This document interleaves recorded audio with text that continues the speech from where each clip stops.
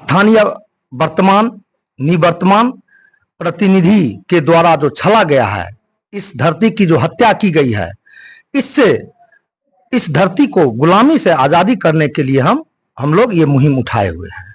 आपका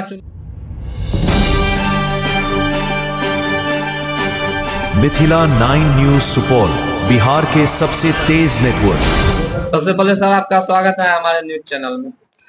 सबसे पहले आपके न्यूज चैनल को मेरे तरफ से हार्दिक नमस्कार है। मैं पिपरा के धरती के तमाम आम मतदाता, आम जनमानस को प्रणाम करता हूं। विधानसभा चुनाव को लेकर क्या तैयारियां हैं सर आपकी? देखिए, ये पिपरा विधानसभा की धरती जो है, ये जननायक विनायक बाबू की धरती है, बम भोला बाबू की धरती है, ये चंदर बाबू की धरती है, ये रामेश्वर दीवान की धरती है, ये बुचा यादव की धरती है, ये डोमी पासवान की धरती है, ये भुवनेश्वरी यादव की धरती है, ये तपस्वी यादव की धरती है, ये रामजी मंडल शास्त्री की धरती है, ये रामजी परहित की धरती है, ये ब्रह्मनारायण यादव की धरती है, ये विश्वेश्वर यादव की धरती है, ये प्रोफेसर जहीर उद्दीन की धरती है, ये लखीचंद मुखिया की धरती है, ये रामजी मंडल शास्त्री की धरती है, ये रामकिंकर मंडल की धरती है। इस धरती को जो 5 वर्ष में स्थानीय वर्तमान निवर्तमान प्रतिनिधि के द्वारा जो छला गया है, इस धरती की जो हत्या की गई है, इससे इस धरती को गुलामी से आजादी करने के लिए हम लोग ये मुहिम उठाए हुए हैं। आपका चुनावी मुद्दा क्या है सर? किन मुद्दों के बीच आप? मैं आज चुनावी मुद्दा पर सबसे पहले बात करूंगा कि शिक्षा की व्यवस्था बदहाल है। हमारे युवा साथी पढ़ लिख रहे हैं, उसको पढ़ाई के लिए पूरी समुचित व्यवस्था नहीं हो रही है। स्कूल में शिक्षक हैं, स्कूल है बन गए हैं, लेकिन उसको सही शिक्षा नहीं मिल पा रही है। हायर एजुकेशन में जाने के लिए बिहार मुख्यमंत्री स्टूडेंट क्रेडिट कार्ड सरकार ने दे दिया है, लेकिन उसमें प्रावधान किया गया है कि 4 लाख ही रुपया मिलता है। लेकिन पता कीजिए, साधारण से साधारण छोटा भी कोर्स होता है तो 10 लाख प्लस की कोर्स होता है। अगर सरकार उसको 4 लाख का कोर्स करने के लिए पैसा दिया है तो और पैसा वो गरीब आदमी कहाँ से लाएगा? तो हम सरकार से, हम अगर आते हैं विधानसभा में चुनाव में, तो हम सरकार से लड़ेंगे कि आप जो student credit card, Bihar student credit card, मुख्यमंत्री स्टूडेंट क्रेडिट कार्ड का जो आपने 4 लाख का देने का काम किया, इसको बढ़ा करके 15 लाख कीजिए। मैं शिक्षा के लिए इसकी भी व्यवस्था करवाएंगे और लड़ाई हम इसको सदन तक लड़ेंगे। दूसरी बात है कि बेरोजगारी बहुत ज्यादा हो गई है। बेरोजगारी चरम पर है, जिस कारण से आज के युवा भटक रहे हैं, गलत दिशा में जा रहे हैं, सूखा नशे के चपेट में जा रहे हैं और बेरोजगारी इतनी चरम पर है जिसकी कोई सीमा नहीं है।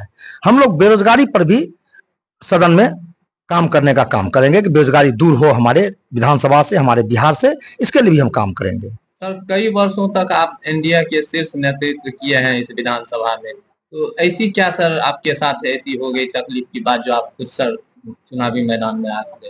देखिए, हमको तो एक टिकट नहीं मिला।